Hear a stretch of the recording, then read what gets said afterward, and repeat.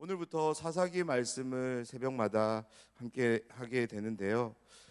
이 말씀을 나누기 앞서서 간략한 개론의 말씀을 조금 드리려고 합니다.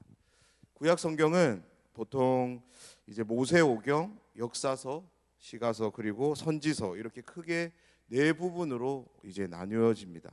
하지만 히브리인들은 이 구분을 조금 다르게 하는데요. 구약 성경을 이제 크게 세 부분으로 이제 나눠서 한다고 합니다. 모세오경, 선지서 그리고 성문서로 분류합니다. 함께 나누게 되는 이 사사기는 일반적인 분류에서는 역사서에 포함되는데요. 히브리인들의 분류에서는 선지서에 포함됩니다.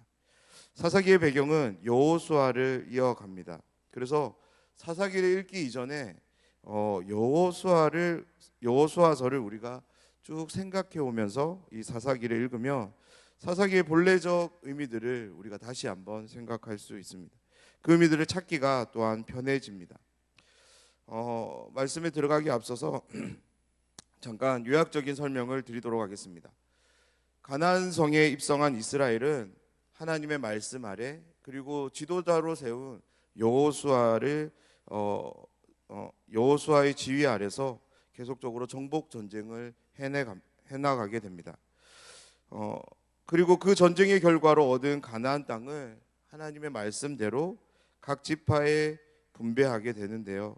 이러한 가나안 땅을 정복해 가는 일은 지도자인 여호수아가 죽은 이후에도 중단될 수 없었습니다. 왜냐하면 하나님이 이스라엘과 약속하신 그 땅이 아직 채워지지 않았기 때문에 하나님께서 이스라엘에게 그 땅을 주시기 위해서 약속하신 그 언약들을 계속해서 지켜가고 계시기에 이스라엘 역시 하나님과 함께하면서 계속적으로 전쟁을 해야만 했습니다.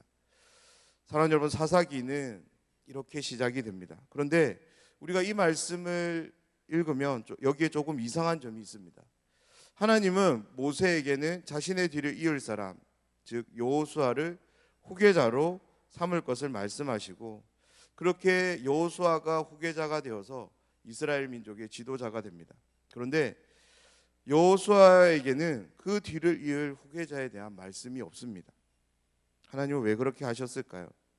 하나님께서 여호수아의 뒤를 이을 후계자를 말씀하시지 않은 것은 하나님이 이스라엘 민족의 리더가 되시기 때문에 그렇습니다. 우리가 사사기에서 굉장히 중요하게 다뤄야 될 단어가 있는데요. 사사기 11장 27절에 나오는 심판하시는 여호와라는 단어입니다. 이 단어는 그냥 단순히 보면 하나님이 심판하시는 것이 이스라엘 민족에게 중요하기 때문에 이 단어가 사용된 것 같지만, 사사기를 기록한 저자는 1차적으로 이스라엘 민족을 향해, 그리고 이 성경을 읽게 되는 모든 독자들에게 사사기의 전체 주제가 되는 이스라엘 민족의 진정한 리더, 그 사사가 누구인지를 분명히 제시해주는 단어이기 때문입니다. 하나님께서 여호수아 뒤를 이을 리더를 명시하지 않은 것은 하나님이 그들의 리더가 되시기 때문입니다. 이스라엘 민족은 광야 생활을 통해 하나님이 어떠한 분이신지를 충분히 경험했고 깨달았습니다. 요단강을 건너면서 여리고성 정복을 시작으로 비록 실패도 있었지만 여러 전투를 통해서 하나님이 그들의 리더가 되심을 자신들의 두 눈을 통해서 직접 보았고 경험해서 알게 되었습니다. 그래서 하나님을 인정하는 사람들이 되었습니다. 그런 맥락에서 볼 때 여호수아가 죽은 후회로 시작하는 사사기 1장 1절은 이스라엘 민족에게 큰 영적 자각을 불러일으키는 말씀입니다. 그들은 이제 여호수아가 아닌 본래 참 사사이신, 참 리더이신 하나님을 바라볼 수 있어야 했던 것이기 때문입니다. 여호수아가 자신들을 이끌어 나가 전쟁에서 승리하고 그로 인해 땅을 차지하는 일을 경험했다 할지라도 이 모든 일들이 하나님이 함께해 주심을 통해 주어진 것임을 그들은 알아야 했고 하나님을 향해 그렇게 인정해야만 했습니다. 그런 점에서 사사기는 우리에게 큰 도전을 주는 성경입니다. 지금 우리의 삶에 일어나는 모든 일들이, 사랑하는 여러분, 일부의 일들이 아니라 이 모든 일들이 하나님의 은혜와 도움, 그리고 하나님의 역사와 허용이라는 하나님의 섭리에서, 하나님의 그 영원하신 작정에서 되어짐을 믿으시나요? 정말로 나의 삶이 하나님 안에서 이루어지고 있음을 정말로 그렇게 믿으시나요? 그렇다면 우리는 눈에 보이는 것을 넘어 보이지 않는 하나님을 바라보며 하나님을 인정하는 삶을 살아야 될 것입니다. 하지만 나에게는 일어나는 이 일련의 일들에 대해서 하나님을 인정하기보다 내가 무언가를 이루기 위해서 힘을 쓰고 안달하고 있다면 사사기에서 마주하게 되는 그 슬픈 사이클은 곧 우리의 현실로 함께하게 될 줄 믿습니다. 사랑하는 여러분, 사사기 말씀을 통해 우리의 삶의 참된 주인, 참된 사사, 참된 리더가 누구이신지 분명히 알 수 있는 그런 시간이 되었으면 좋겠습니다. 그래서 그분을 철저하게 신뢰하는 가운데 우리의 삶을 내어 맡겨드리는 그런 삶을 살아갑시다.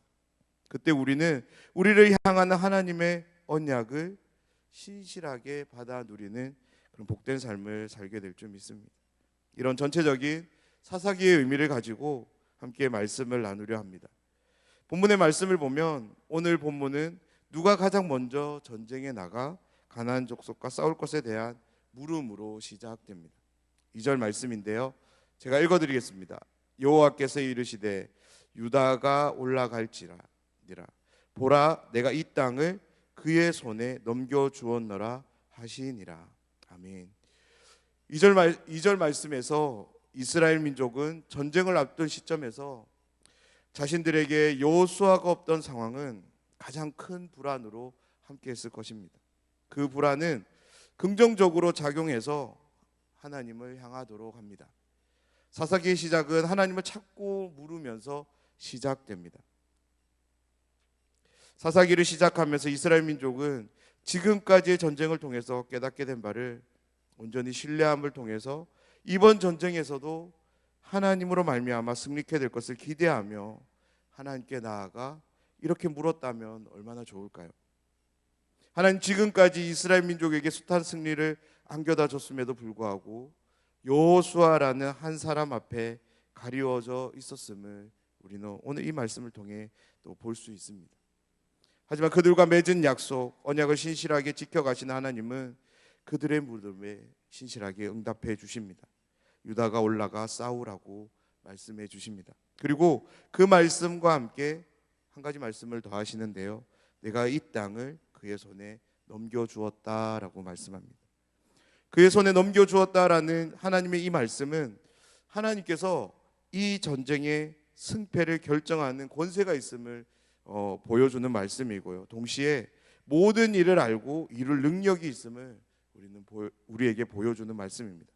다름 아닌 이 전쟁에서 승리할 것에 대한 확실한 보증이 이 말씀에 담겨져 있습니다. 하나님의 확실한 보증에 말씀이 있었음에도 불구하고 그 다음 구절에서 보이는 유다의 행동은 하나님의 약속, 승리에 대한 보증의 말씀을 받은 사람으로서는 조금 이상한 행동을 하게 됩니다. 3절 말씀인데요, 제가 한번 읽어드리겠습니다.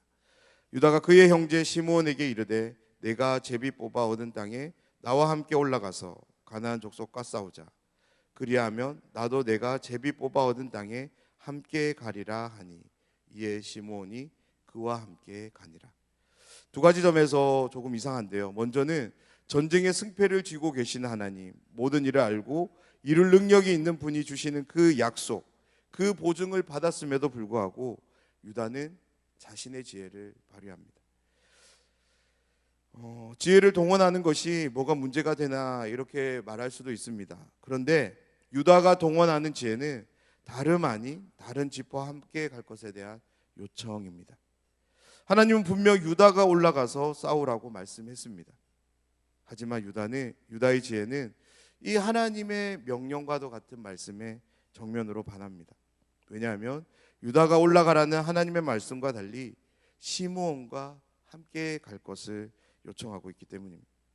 이스라엘 민족은 분명 자신들이 앞둔 이 전쟁의 승패가 하나님께 속한 것임을 알았습니다. 그래서 하나님을 찾아갔고 물었습니다. 하나님 그들에게 승리에 대한 확실한 보증을 주십니다. 하지만 유다는 그 확실한 보증 외에 자신의 생각을 붙잡습니다. 두 번째는 하나님이 주시는 승리를 이스라엘 지파와 나누는 것이 아니라 자신이 택한 지파인 시므온과만 나누려 한다는 점입니다. 하나님이 유다에게 주신 승리에 대한 약속 보증은 이스라엘 전체를 위한 것이었습니다. 하지만 유다는 그러지 않습니다. 자신이 선택한 시므온과만 함께합니다. 유다에게 승리를 줄 것이라고 약속하신 하나님의 말씀처럼 유다는 전쟁에서 승리합니다. 그런데 유다는 여기서도 조금 이상한 행동을 합니다. 6절 말씀을 한번 함께 읽겠습니다. 6절 말씀입니다. 아도니 베색이 도망하는지라 그를 쫓아가서 잡아 그의 엄지 손가락과 엄지 발가락을 자르매. 엄지 손가락과 엄지 발가락을 자르는 행동은 더 이상 칼을 쥘 수 없고 걸을 수 없게 만드는 행동이었습니다. 다시 말해서 자신의 전쟁에서 진 그 상대 장군을 자신의 노예로 삼기 위한 그런 모습이었는데요. 이 모습은 이스라엘 민족의 그런 모습은 아니었습니다. 당시 고대 근동 사회 가나안 지역에서 일어났던 모습이었습니다. 전쟁에 진 상대 장수에게 가하는 가나안식 심판이 엄지손가락을 자르는 것이었고 엄지발가락을 자르는 것이었습니다. 유다는 아도니 베색에게 하나님의 말씀대로 행동하지 않고 가나안 사람들의 방식으로 심판을 보입니다. 다음에 이어지는 7절 말씀은 아도니 베색이 자신의 과거에 자신의 한 행동에 대한 회상과 함께 한 가지를 고백하는 내용인데요. 이 내용은 우리에게 하나님과 관련된 중요한 교훈을 알려줍니다. 7절 말씀을 한번 읽어드리겠습니다. 아도니 베색이 이르되 옛적에 70명의 왕들이 그들의 엄지손가락과 엄지발가락이 잘리고 내 상 아래에서 먹을 것을 줍더니 하나님이 내가 행한 대로 내게 갚으심이로다 하니라. 무리가 그를 끌고 예루살렘에 이르렀더니 그가 거기서 죽었더라. 사랑하는 여러분, 하나님은 이 자연세계에 한 가지 법칙을 심어 놓으셨습니다. 그 법칙은 심는 대로 거두는 인과응보의 법칙입니다. 아도니 베색의 고백을 다시 한번 우리 잘 들여다보시기 바랍니다. 먼저 그는 이렇게 고백합니다. 자신이 과거에 70명의 가나안 왕들의 엄지손가락과 엄지발가락을 잘랐었다고 말합니다. 그리고 아도니 베색은 이 인과응보의 법칙에 기인해서 이렇게 고백합니다. 하나님이 내가 행한 대로 갚으셨다고.